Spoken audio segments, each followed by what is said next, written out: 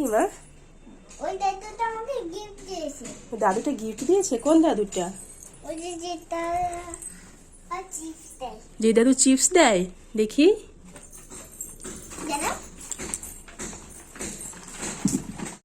আজকে আমার গলার অবস্থা খুবই খারাপ, কিন্তু এই জায়গাটুকু আমি নিজের ভয়েসটা না দিয়ে পারলাম না। কিছু ভালোবাসা আছে যে ভালোবাসার কোনো পরিমাপ হয় না, অমূল্য ভালোবাসা। এর আগেও একটা ভিডিওতে শেয়ার করেছিলাম, আমাদের বাড়ির গলিটা থেকে বেরিয়েই কটা ছোট ছোট দোকান আছে। তো সেই দোকানেরই একটা দোকান থেকে একটা বয়স্ক লোক পাখিকে খুবই ভালোবাসে, আর পাখিও সেই দাদুটাকে খুবই ভালোবাসে। তো আমরা যখনই যাই পাখিকে এটা সেটা চিপস চকলেট গিফট তো দেয়ই।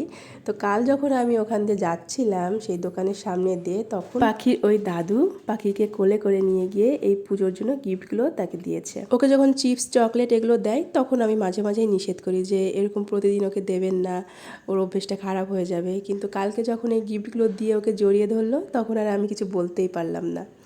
তো এটাই হচ্ছে একটা অমূল্য ভালোবাসা। আসলে নিজের লোকের থেকেও অনেক সময় ভালোবাসাগুলো পাওয়া যায় না। আর এই লোকটা তো আমাদের চেনা জানা কেউ না, এই তো কয়েক মাসের আলাপ, তাই পাখিকে এতটা ভালোবাসে। আর এই ভালোবাসাটাকে আমি অমর্যাদাও করতে পারলাম না। তো এই গিফটের মধ্যে হেয়ার ব্যান্ড, কিছু ক্লিপ, কিছু গার্ডার, একটা পাখির মালা, ব্রেসলেট, এগুলোই ছিল।